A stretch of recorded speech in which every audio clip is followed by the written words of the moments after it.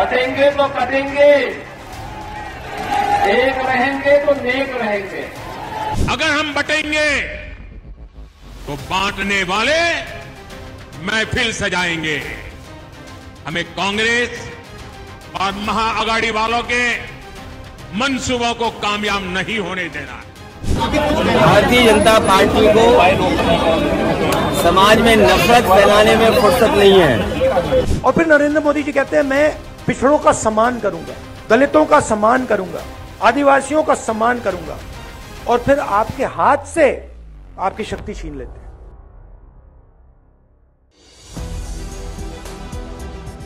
नमस्कार, आप देख रहे हैं 4 PM। मैं हूं आपके साथ सिमरन। यूपी में कानून व्यवस्था को लेकर के लगातार सवाल खड़े हो रहे हैं। इन दिनों यूपी में क्राइम को लेकर बाढ़ सी आ गई है। लगभग रोज ही अपराधी किसी न किसी बड़ी घटना को अंजाम दे रहे हैं, और अपराधी ही नहीं, यूपी की पुलिस भी बड़े बड़े कारनामों करके प्रदेश की कानून व्यवस्था को तार तार कर रहे हैं। यूपी के मुख्यमंत्री योगी आदित्यनाथ जहां मंचों से यूपी की कानून व्यवस्था को लेकर बड़े बड़े दावे करते हैं, अपराधियों पर सख्त कार्रवाई की बड़ी बड़ी बातें करते हैं, तो वहीं दूसरी तरफ अपराधी घटनाओं को अंजाम देकर उन्हें मुंह चढ़ाने का काम कर रहे हैं। यूपी में इन दिनों क्राइम रोकने में ना तो यूपी का बुलडोजर काम आ रहा है और ना ही पुलिस का ऑपरेशन लंगड़ा। अपराधी मदमस्त होकर के घटना को अंजाम दे रहे हैं और यूपी की कानून व्यवस्था को तार तार कर रहे हैं। नारी सुरक्षा को लेकर मुख्यमंत्री कहते हैं कि नारी सुरक्षा के साथ खिलवाड़ करने वालों को पाताल से भी खोज लाएंगे। महिलाओं के साथ छेड़छाड़ और रेप जैसी घटनाओं को अंजाम देने वालों के मामले में सीएम योगी ने मंच से कहा था कि यूपी में होने वाली पुलिस भर्ती में हम 20% भर्ती बेटियों की करेंगे, क्योंकि यही बेटियां ही रास्ते में छेड़छाड़ करने वाले शोधों और दरिंदों को ठीक करेंगी। लेकिन देखिए, पिछले दिनों जो घटना घटी वो घटना पुलिस की कांस्टेबल के साथ हुई। एक दरिंदे ने महिला कांस्टेबल के साथ ही खेत में ले जाकर बर्बरता की और यूपी की योगी सरकार को ठेंगा दिखाया। अपराधी मुख्यमंत्री के हर उस बयानों पर मुंह चढ़ा रहे हैं जिसका दम मंचों यूपी के मुख्यमंत्री मंचों से भरते ही थकते नहीं हैं। यूपी में सिर्फ अपराधी ही नहीं बल्कि यूपी की पुलिस भी इन दिनों बदमाशों की हरकतों से पीछे नहीं है। वो बदमाशों से एक कदम आगे चल करके घटनाओं को अंजाम दे रहे हैं, जिसमें कि अव्वल नंबर पर कानपुर कमिश्नरेट की पुलिस है, जहां एक के बाद एक लगातार घटनाओं को अंजाम देकर खाकी पर ही सवाल खड़े कर रहे हैं।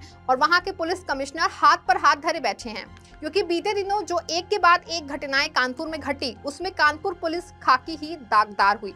फिर वो लूट का मामला, हड़पने का मामला हो, व्यापारी से वसूली करने का मामला हो या फिर महिला से बैड टच का मामला हो, ये सारी घटनाएं योगी सरकार की खाकी ने ही अंजाम दी। योगी सरकार लगातार अपराधियों से लेकर के उनकी खुद की पुलिस सवालों के घेरे में है। ऐसे में सवाल खड़े होते हैं कि जब यूपी की पुलिस की अपराधियों को रोकने की बजाय अपराध में शामिल हो जाएगी तो कानून व्यवस्था का क्या हाल होगा। पिछले साल एनसीआरबी की रिपोर्ट का वार्षिक डेटा जब जारी हुआ तो आपको जान के हैरानी होगी कि उसमें उत्तर प्रदेश हत्या, बलात्कार, अपहरण, रेप के बाद हत्या, गैंग रेप और महिलाओं के खिलाफ होने वाले अपराधों के मामले में नंबर 1 पर रहा। इसमें महिलाओं के खिलाफ मामलों में यूपी 5 राज्यों में टॉप पर रहा। बहराइच में हिंसा को लेकर सपा अध्यक्ष अखिलेश यादव समेत कांग्रेस प्रदेश अध्यक्ष अजय राय ने हिंसा का हिस्से जिम्मेदार जो है वो यूपी की योगी सरकार को ठहराया। अखिलेश यादव ने तो सीधे तौर पे कहा कि बीजेपी ने चुनाव में फायदा उठाने के लिए बहराइच में दंगा करवाया। योगी सरकार लगातार यूपी में जहर बो रही है, जिससे कि प्रदेश में दंगा भड़क गया। अखिलेश यादव ने कहा कि सोचिए, बीजेपी के ही विधायक ने बीजेपी नेताओं पर ही FIR कराई और सीधा आरोप लगाया कि दंगा भड़काने में इनका ही हाथ था। सुनिए अखिलेश यादव ने क्या कुछ कहा। जो बात मैंने पहले कही थी और फिर मैं दोहराता हूं, उत्तर प्रदेश में दंगा कराने का काम बहराइच में अगर किसी ने किया तो भारतीय जनता पार्टी के नेता उसमें शामिल थे। उनके विधायक अपनी ही पार्टी के कार्यकर्ताओं पे FIR दर्ज करा रहे हैं और क्या उसमें धाराएं लगवा रहे हैं कि इन्होंने षड्यंत्र किया और दंगा करवाया है। और जो एक वीडियो वायरल हो रहा है जिसमें मैं बधाई देना चाहता हूं पत्रकार को कि उसने हिम्मत जुटा करके कम से कम वो छिपे हुए वीडियो से ही जानकारी हासिल कर ली कि पुलिस प्रशासन था ही नहीं घंटों और उन्हें खुली छूट दी गई थी। बीते दिनों यूपी के मुख्यमंत्री योगी आदित्यनाथ ने जन्माष्टमी पर मथुरा में एक भाषण दिया, जिसमें उन्होंने कहा कि बटेंगे तो कटेंगे। इस बयान के बाद विपक्ष ने सवाल खड़े कर दिए। विपक्ष ने पूछा कि मुख्यमंत्री का मंच से इस तरह के शब्दों का उपयोग करने के आखिर क्या मायने हैं। विपक्ष ने सवाल किया कि आप किसे और किसके खिलाफ एक होने को कह रहे हैं। तमाम राजनीतिक विश्लेषकों ने भी योगी के इस बयान की खिलाफत की। उनका कहना था कि मुख्यमंत्री किसी धर्म जाति का नहीं होता है, उसे प्रदेश के हर वर्ग के साथ लेकर चलने की जिम्मेदारी भी होती है। इस तरह का बयान देश और प्रदेश के लोगों को बांटने का काम करता है। लेकिन हद तो तब हो गई जब देश के प्रधानमंत्री नरेंद्र मोदी भी यूपी सीएम योगी के सुर में सुर मिलाते लगे। महाराष्ट्र में एक रैली में मोदी ने भी इसी तरह का बयान देकर महाराष्ट्र में साफ संदेश दे दिया कि महाराष्ट्र में इस बार का चुनाव हिंदुत्व के ही मुद्दे पर होगा। मुंबई में कल यूपी के सीएम योगी आदित्यनाथ के इस बयान के पोस्टर भी लगाए गए, जिसमें लिखा था बटेंगे तो कटेंगे। योगी के इस बयान का पोस्टर सोशल मीडिया पर काफी ज्यादा वायरल हो गया। इसके बाद मुंबई से लेकर के यूपी तक माहौल पूरा गर्म हो गया। सीएम योगी के वायरल हुए इस पोस्टर का सपा सांसद डिंपल यादव ने पलटवार किया और कहा कि चुनाव के दौरान अभी इस तरह के बयान आते रहेंगे। सुनिए सांसद डिंपल यादव ने क्या कहा। मैं समझती हूँ उत्तर प्रदेश की जो लोग हैं वो इस बात को समझ गए हैं कि जो मौजूदा सरकार है वो लगातार अपने इस तरह के बयान से लोगों का ध्यान भटकाने का जहाँ उन्होंने काम किया है पहले भी और लगातार करेंगे। लेकिन आज जो युवा है वो केवल चाहता है कि उसे रोजगार और नौकरी मिले।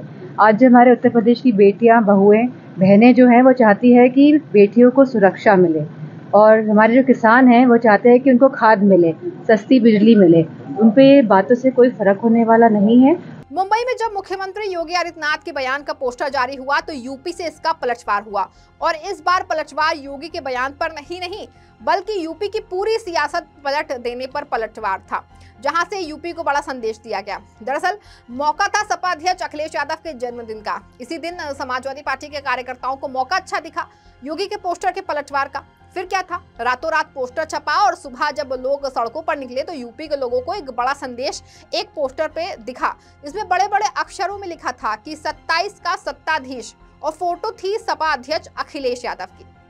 वैसे तो इस पोस्टर में सपा अध्यक्ष अखिलेश यादव को जन्मदिन की बधाई दी गई, लेकिन जो संदेश था वो यूपी की सरकार के लिए था और संदेश का मतलब बिल्कुल साफ था कि 2017 में जिस समाजवादी पार्टी को हरा करके आप सत्ता में बैठे थे, उस जीत के रथ को समाजवादी पार्टी ने 2024 में रोक दिया और अब 2027 में यूपी की सत्ता में बैठी योगी सरकार को बाहर करके ही मानेगी। दरअसल लोकसभा चुनाव परिणामों के बाद से सपा अध्यक्ष अखिलेश यादव समेत पूरी समाजवादी पार्टी का जोश हाई है और 2027 को लेकर पूरी पार्टी संकल्पित होकर बड़े लक्ष्य को पाने के लिए लगातार सियासी बिसात बिठाने में लगी है और शायद तभी अखिलेश यादव कानून व्यवस्था के मुद्दे पर योगी सरकार को घेरने का कोई मौका नहीं छोड़ रहे हैं, क्योंकि इसी मुद्दे पर यूपी की योगी सरकार सियासत में दम भरती है और इसी मुद्दे पर सपा को बैकफुट पर आना पड़ता है। दरअसल यूपी की योगी सरकार लगातार कानून व्यवस्था, ऑपरेशन लंगड़ा और अपनी बुलडोजर नीति को लेकर यूपी में कानून व्यवस्था के मुद्दे पर खुद का बखान करने से नहीं चूकी।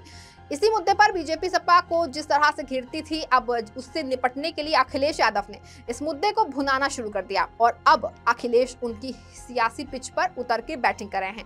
यही कारण है कि अपराधों के मुद्दों पर अखिलेश यादव योगी सरकार को घेरने के लिए कोई मौका नहीं छोड़ते हैं। फिलहाल 27 का सत्ताधीश कौन होगा ये तो आने वाला समय बताएगा, लेकिन समाजवादी पार्टी के मुखिया जिस पिच पर बैटिंग कर रहे हैं, बीजेपी इन दिनों उससे बहुत ज्यादा परेशान है। इस खबर में फिलहाल बस इतना ही। ऐसी तमाम राजनीतिक खबरों के लिए बने रहें और जुड़े रहें 4PM के साथ। धन्यवाद।